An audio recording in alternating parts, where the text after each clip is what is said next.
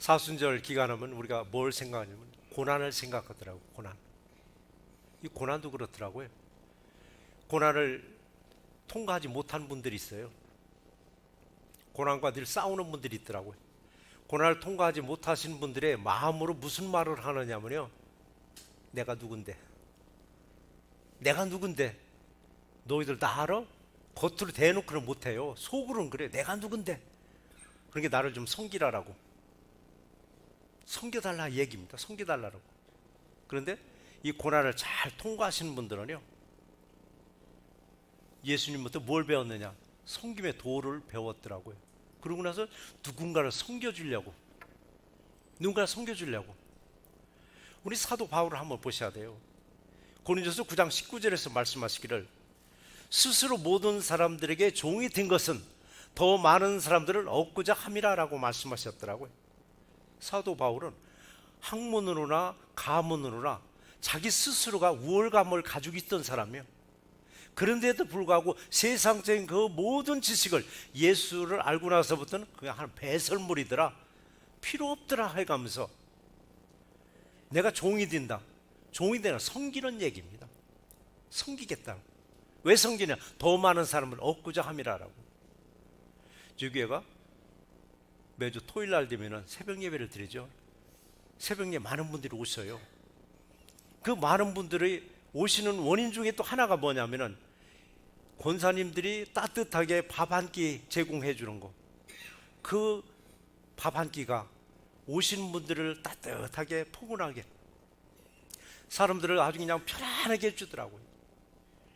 권사님들 귀찮은 거예요. 귀찮지만 그래도 내가 섬기는 자세로, 나도 주님부터 그 많은 은혜를 받았는데 나는 뭘로 보답할까라고 생각하니까 그게 조를 편성해서 돌아가면서 이렇게 제공해주는 그 밥 한 끼, 따뜻한 밥 한 끼가 그 오는 사람들의 마음을 그렇게 포근하게 해주더라고요. 바로 우리들도 사순절을 통해서 뭐를 배워야 되냐?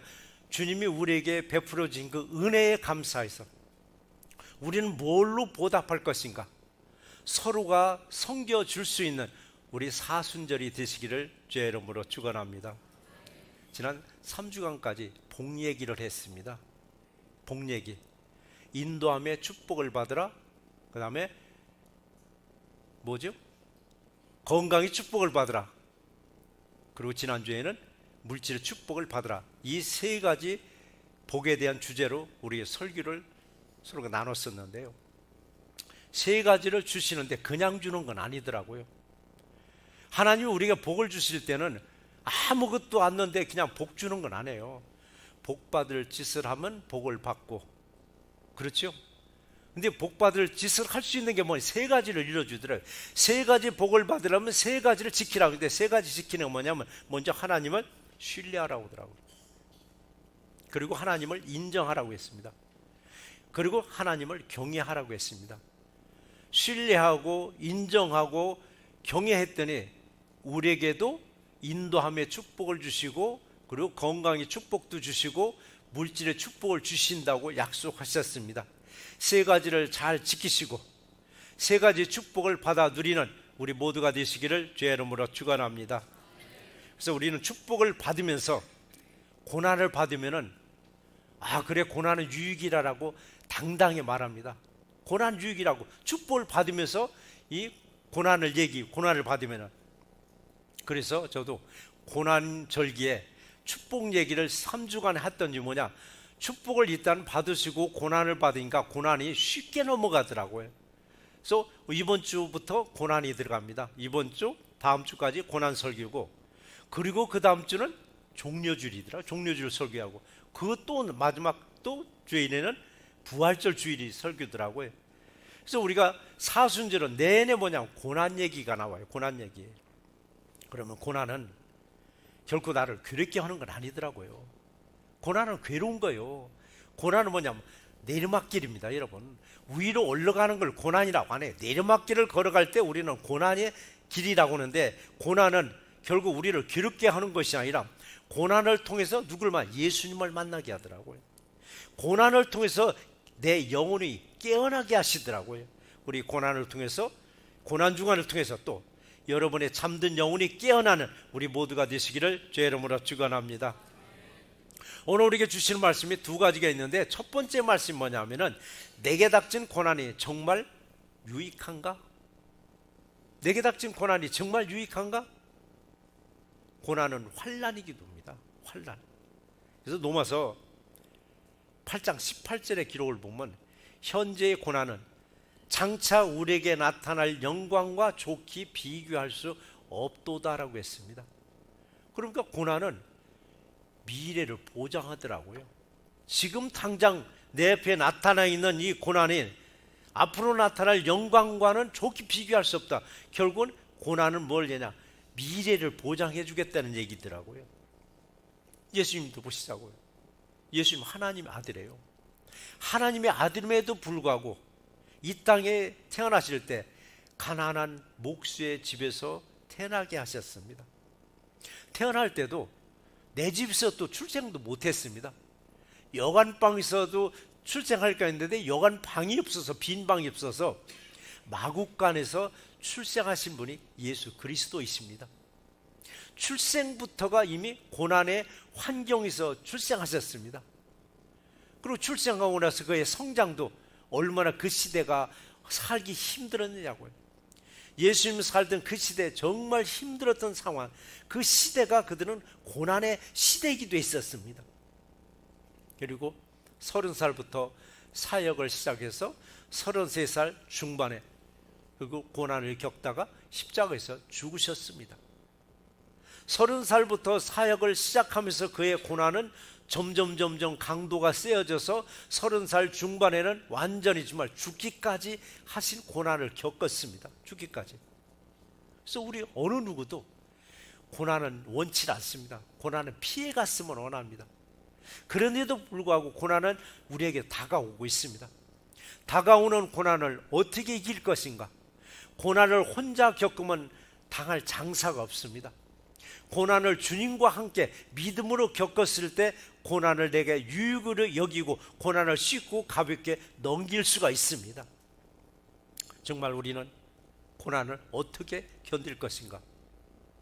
사람들은 그럽니다. 고난은 유익이라고 쉽게 얘기합니다.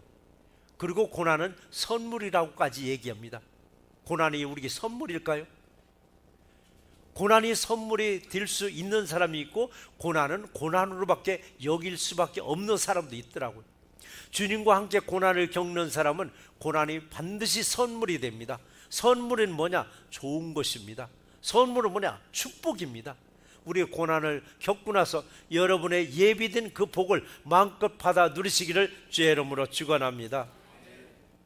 그런데 우리는 고난을 그냥 고난으로만 받아들이면 왜 내게만 그런 불평이, 왜 내게만 그런 고난이 오느냐 불평하더라고요. 왜 하필이면 나냐고. 왜 하필이면 나냐고. 저 집도 있고 이 집도 있고 다 있는데 왜 하필이면 나에게만 그런 고난이 오느냐고 얼마나 불평했느냐고요. 근데 고난 끝에 내게 복이 오면은 왜 내게 이런 복이 오느냐고 불평하시나요? 불평은 한 번 하나도 없습니다. 당연히 내가 받아야 할 것을 받는 걸로 여기고 있습니다. 그럼 고난도 내가 받아야 할 것을 받아야 된다라고 이걸 인정했을 때 여러분의 고난이 쉽게 넘어가고 바로 그게 축복으로 연결되어질 줄 믿습니다. 그래서 고난은 겪어야 하십니다. 크리스찬들이, 성공한 크리스찬들 보세요. 그들이 얼마나 많은 고난을 겪었는지. 그들이 나타나지 않는 고난을 수없이 겪고서 그들의 기업을 반듯반듯하게 세워놨습니다. 우리 매주 금요일마다 말씀으로 변화된 사람들, 그 인물들을 한 병씩 크리스찬들을 우리가 소개하고 있는데 그분들이 성공하기까지 얼마나 많은 우여곡절을 겪었었느냐고요. 그들이 고난을 고난으로 여기지 않고 유익으로 여겼기 때문에 끝내는 성공하고 끝내는 승리하게 하셨습니다. 그래서 고난은 내리막길입니다. 내리막길에 내려갈 때 우리는 좌절하지 마시고, 아, 이게 내가 주님을 다시 만날 수 있는 기회구나. 이 기회가 내가 깨어져 잠들었던 영혼을 다시 깨어나는 이 시기를 내게 줬구나 여겼을 때 우리는 내리막길에서 딱 치고 다시 올려 세워지는 놀라운 역사가 저와 여러분에서 임할 줄 믿습니다. 크리스찬들이 승리한 사람들 중에 대표적으로 지금 책 얘기 같은 사람을 몇 번을 했죠. 지선아 사랑해, 그 책 얘기. 바로 그 대표자가 누구야? 이지선 자매입니다. 전신화상으로, 전신화상이 아니라 본인이 말하기를 나는 다 태워진 사람이라고 얘기하듯이 다 태워진 사람입니다. 병원에서도 가망 없으니까 포기한 사람입니다. 포기하자고, 이건 생명을 건질 수 없는 사람이니까 포기하자고 했던 이 환자가 다시 그 어려움을 극복하고 일어나서 미국 유학까지 갔다 오고, 그리고 한국의 어느 대학교 사회복지학과 교수로 바쁜 생활을 누리고 있더라고요. 그분이 그런 얘기를 하는 거예요. 세상에서 아프고 힘들어하는 사람들에게 자기는 손을 내밀고 싶다라고, 그들을 위해서 뭔가 도와주고 싶다라고. 그런데 보면은 그분이 사람들로부터 도움을 받아야 할 사람인데 자신이 자신보다 더 힘든 사람들에게 손을 내밀고 싶다라고. 이런 모습을 보면서 우리의 환경은 얼마나 행복한가, 우리의 삶은 얼마나 행복한가를 여러분 아시고 그저 하나님께 감사와 영광을 돌리는 우리 모두가 되시기를 주의 이름으로 축원합니다. 그분한테 어머니 질문을 하더라고요. 당신은 예전의 모습으로 돌아가고 싶지 않으냐라고. 옛날 사고 나기 전 대학교 시절에 그 얼굴 보면 정말 예뻤더라고요.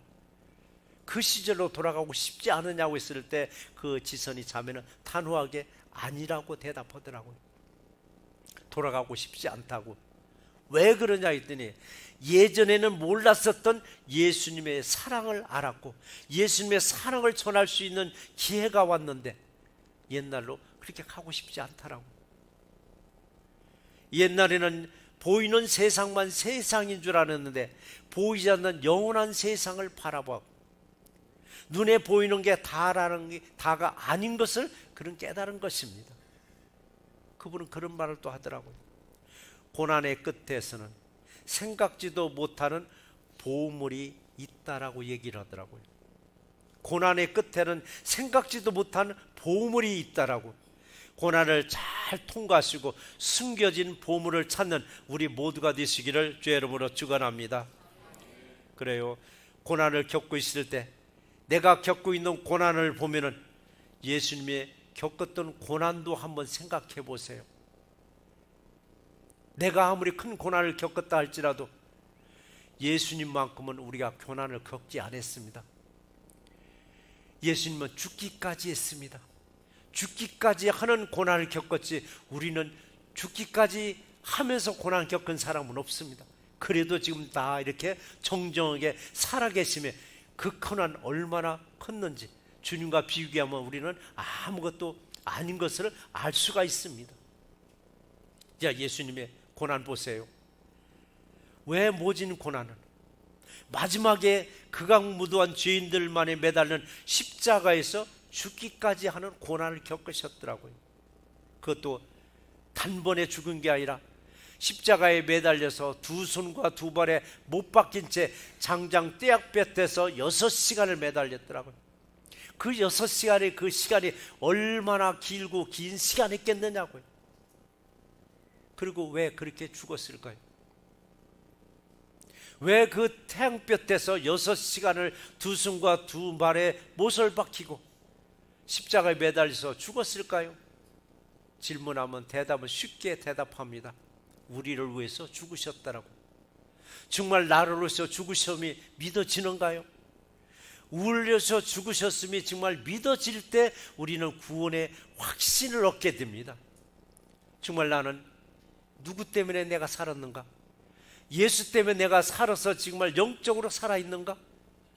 그걸 깨닫지 못할 때는 우리 예수의 죽음하고 나하고는 아무런 관계가 없더라고요. 그러나 예수님이 나를 위해서 죽으셨음을 믿어질 때 내 생명도 내 것이 아니더라고요. 내가 겪는 고난도 고난으로 여겨지질 않는 겁니다. 다 주의 것이라고 우리 고백하게 되더라고요. 내 생명도 여러분의 생명도 여러분의 삶도 내 삶도 다 주의 것이라고 고백하는 우리 모두가 되시기를 주의 이름으로 축원합니다. 두 번째 우리에게 주시는 말씀은 예수님은 나를 위해서 죽으셨음이 과연 믿어지는가? 예수님이 정말 나를 위해서 죽으셨음이 정말 믿어지는가? 십자가의 죽음과 나와 무슨 관계가 있을까? 근데 오늘 본문 상반절에서 그 말씀이 있습니다. 우리가 아직 죄인이었을 때 그리스도께서 우리를 위해 죽으심으로 나옵니다. 우리가 아직 죄인이었을 때, 그러니까 아직 예수님을 내가 영접하기도 전에 이미 예수님은 나를 위해서, 우리를 위해서 죽어주셨다는 얘기입니다. 왜 죽어요? 왜 남을 위해서 죽느냐고요?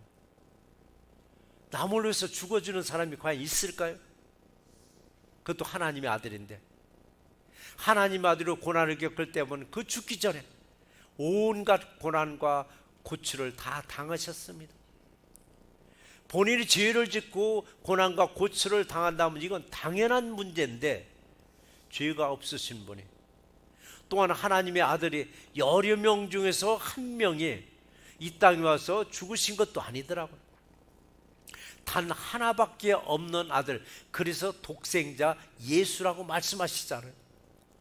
독생자 예수님이 수많은 사람들의 죄를 용서하시려고 스스로가 죽음의 길을 선택하셨습니다.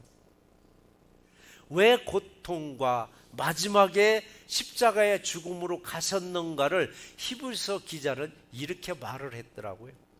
히브리서 5장 8절에서 9절에 보시면 이런 말씀하시는데, 그가 아들이면서도 받으신 고난으로 순종함을 배워서 온전하게 되셨은즉 자기에게 순종하는 모든 사람자에게 영원한 구원의 근원이 되셨다라고 했습니다. 예수님도 고난으로 순종함을 배웠다라고 했습니다.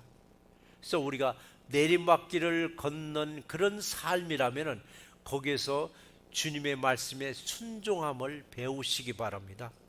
내가 내리막길에서 분명히 주님은 우리를 만나려고 기다리고 계시더라고요. 주님을 만나면 여러분 내리막길에서 딱 스탑하고 다시 위로 올려주실 줄 믿습니다. 왜 고통과 마지막에 십자가의 죽음은 뭔가 했더니, 아들이면서도, 하나님의 아들이면서도 그 고난에 순종함을 배워서 온전하게 되었다라고 했습니다. 본인이 온전하게 됨으로써 자기에게 순종하는, 바로 예수님께 순종하는 모든 자에게 영원한 구원의 근원이 되셨다라고 약속하셨습니다. 세상에서도 막 살던 사람들이 있습니다. 법하고 상관없이 막 살던 이런 사람들이 모진 고난과 모진 환난을 통해서 예수를 만나고 나면 사람들은 그럽니다. 저 사람 사람 됐다라고. 사람 됐다고. 사람들은 고난을 겪으면서 뻣뻣했던 목이 부드럽게 만들어 놓더라고요. 어깨에 힘이 들었던 사람이 예수님을 만나고 나니까, 고난을 겪고 나니까 부드러운 어깨로 바뀌더라고요. 우리들도 성질 펄펄 살아서 있던 사람이 심한 환난을 겪고 나면은 순한 어린 양과 같이 변화되는 것을 우리는 흔히 볼 수가 있었습니다. 이런 고난의 과정을 통해서 저와 여러분의 성질이 죽어버리고, 죽어있는 성질 안에 누가 계신가 했더니 예수님이 계시더라고요. 여러분의 성질이 살아있으면 예수님은 우리는 몰아낸 거더라고요. 여러분의 혈기 죽이신 그 자리에 예수님을 모시게 될 때, 이때 우리는 그동안에 성김만 받고자 했던 마음이 예수님이 내 안에 계심으로 누군가를 섬겨주고자 하는 마음으로 바뀌어 놓으시더라고요. 그래서 여러분, 고난은 무익이 아니더라고요. 고난은 결코 유익이 될 줄 믿습니다. 고난은 결코 여러분을 손해의 길로 가게 하는 게 아니더라고요. 고난을 통해서 여러분의 미래를 보장해 줄 믿습니다. 예수님이 고난을 순종하였듯이 예수님께 순종하는 모든 사람들에게 영원한 구원의 문을 활짝 열어 놓으셨음을 믿는 우리 모두가 되시기를 주의 이름으로 축원합니다. 예수님의 순종은 마지막은 죽음이었습니다. 죽음을 통해서 우리들이 가야 할 길, 천국에 가야 할 길을 잘 닦아 놓으시고 그 문까지도 활짝 열어주셨으면 얼마나 감사하냐고요. 그래서 사도행전에서 말하기를 누구든지 주 예수를 믿으라, 그리하면 너와 내 집이 구원을 받으리라 라고 말씀하셨습니다. 시편 119편에서는 고난의 유익을 두 가지로 말을 하더라고요.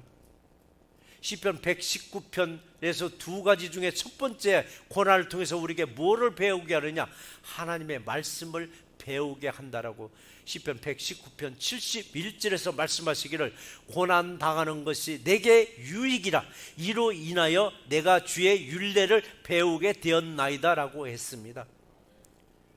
세상적으로 한참 잘 나가고 있는 성도에게 성도님 말씀 꼭 붙잡고 기도 열심히 하세요라고 하면은 대답은 어떻게 하는 줄 알았어요? 네 그래요.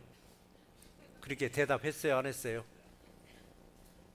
대답도 네네 소리가요, 진실 띤 대답인지 마지못해 하는 대답인지 네네 하면은 껄끄럽다는 얘기입니다. 귀찮다는 얘기입니다.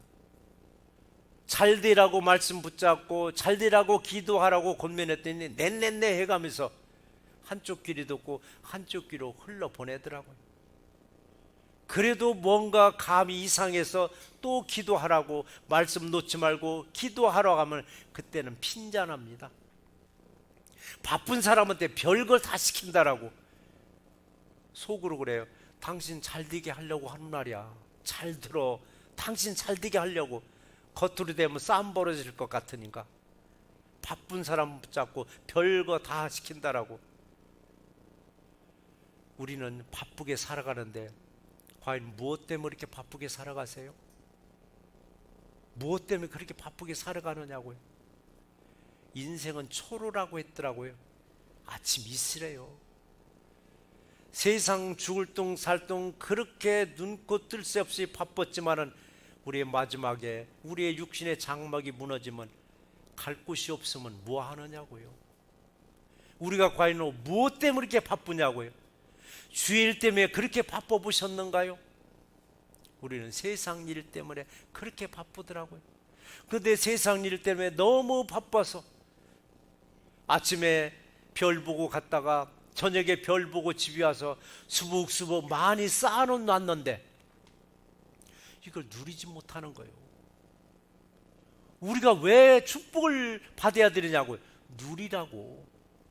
돈을 벌었으면 누릴 줄 알았는데 누릴 시간이 없는 거예요. 일주일 내내 별 보고 나갔다가 별 보러 들으니 언제 누리느냐고요. 결국은 그게 쌓아놓은 축복 누리는 놈은 따로 있더라고요. 나중에 가서 보니까 육신이 그냥 다 주저앉아 버리는 거예요.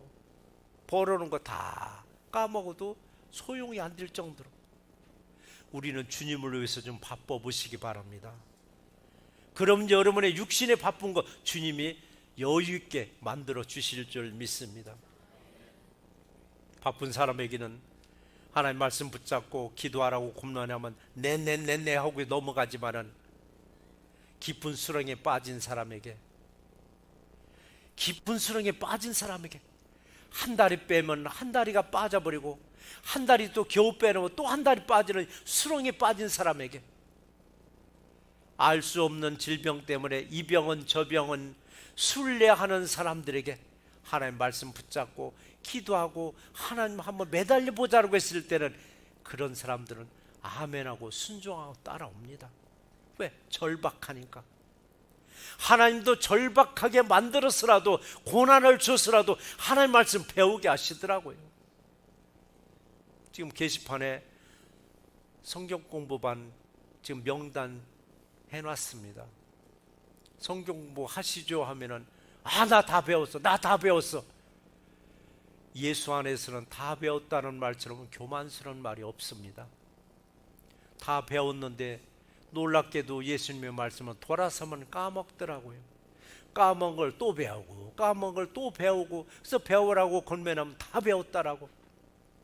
겸손한 마음으로 거기다 꼭 체크들 하시고 다시 말씀을 배워보세요. 하나님의 놀라운 은혜와 축복이 여러분의 가정과 여러분의 개인에게 부어주실 줄 믿습니다.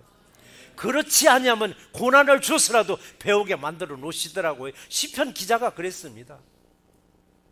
자, 그럼 시편 119편에서 두 번째 고난해 주는 유익이 뭔가 했더니, 고난해 주는 유익이 시편 119편 67절에서 말씀하시기를, 고난 당하기 전에는 내가 그릇 행하였더니 이제는 주의 말씀을 지키나이다 라고 했습니다. 고난 당하기 전에는 그릇 행했더니 내 멋대로 살아갔습니다. 근데 고난을 딱 당하고 나서는 이제 주의 말씀을 지키나이다. 시편 119편 71절에서는 주의 율례를, 주의 말씀을 배우더니 그 다음 과정은 뭔가 이제 지킨다라고 했습니다. 지킨다라고. 처음에는 우리를 고난을 통해서 말씀을 배우게 하더라고요. 그 다음 과정이 뭐냐? 이제는 지키게 하는 걸 배우게 하더라고요. 그래서 말씀을 듣고 배우는 걸로 끝이 아닙니다. 지키라고 하십니다. 말씀을 듣고 지켜 행하는 자가 복되다라고 했습니다. 우리 말씀을 배우는 거 끝이 아닙니다. 지켜 행하라고 말씀하셨습니다. 우리 지켜 행할 때 하나님 우리에게 복을 주신다고 했습니다. 그 복을 여러분과 여러분의 후손들까지도 마음껏 받아 누리시는 우리 새롭게 모두가 되시기를 주의 이름으로 축원합니다. 그래서 우리의 고난은 하나님의 말씀을 붙잡게 하고, 붙잡은 말씀으로 만족이 아니라 그걸 지키게 하십니다. 무엇을 통해서? 배우고 듣는 것을 지키게 하라고 했습니다. 고난을 통해서. 그래서 내게 닥친 고난, 내가 내리막길을 걷는 그런 환경에 있는 분들이 있으면은 이건 내가 유익이라고 고백하는 우리 모두가 되시기를 주의 이름으로 축원합니다. 우리 사순절 절기를 보내면서 예수님의 고난을 한번 생각하는 절기입니다. 예수님이 겪었던 고난이 예수님의 잘못이 아니라 결국 우리들의 잘못을 용서해 주시려고 나를 대신해서 예수님의 고난을 겪으신 걸 우리는 감사로 받으셔야만 합니다. 바로 하나님이 선택된 우리들에게 말씀을 읽고 쓰게 하면서까지 말씀대로 지켜 행하라고 강요하고 계십니다. 뭐를 지키라고 말씀하시는가 했더니 예수님의 섬김의 본을 본받아서 바로 섬겨주는 우리 사순절 절기가 되시기를 주의 이름으로 축원합니다. 본문 하반절 끝절에서 그랬습니다. 자기의 사랑을 확증하셨느니라 라고 했습니다. 어떻게 사랑을 확증하시는가? 하나님의 사랑을 어떻게 확증하시는가 했더니 십자가의 죽음을 통해서 하나님이 우리를 사랑하고 계심을 확증하셨다라고 말씀하셨습니다. 우리의 어떤 고난도 여러분 예수님만 생각하면 다 극복할 수가 있습니다. 예수님만 생각하면 어떤 고난도 내게 유익이라고 고백할 수가 있습니다. 왜 그러냐면 예수님은 죽기까지 하면서 우리를 사랑하시면을 확증해 주셨습니다. 예수님의 사랑에 감사하는 우리 모두가 되시기를 주의 이름으로 축원합니다. 오늘 말씀을 한번 정리해 보겠습니다. 예수님은 하나님의 아들이시면서도 고난을 받으실 때 순종했다고 했습니다. 마지막 십자가의 죽음도 순종하심으로 온전케 되셨다고 하셨습니다. 예수님의 죽음을 통해서 우리는 살아나셨습니다. 나를 살리려고 예수님은 죽으셨음을 우리는 믿어지는가? 이것이 믿어져야만이 구원의 확신이 내게서 서게 됩니다. 구원의 확신이 있었을 때 내게 오는 고난을 유익으로 우리는 여깁니다. 정말 고난은 내게 유익이 될까? 아니면 고난은 내게 무익한 것일까? 고난은 모난 성격을 다듬는 과정을 통해서 둥글둥글한 성품으로 변화시켜 줍니다. 우리는 고난을 겪으면서 주님의 말씀을 배웁니다. 주님의 말씀을 배우면서 지키는 것을 또 배웁니다. 고난을 겪으면서 여러분 보물을 찾으시기 바랍니다. 숨겨진 보물을 찾아가는 우리 새내기 모두가 되시기를 주의 이름으로 축원합니다.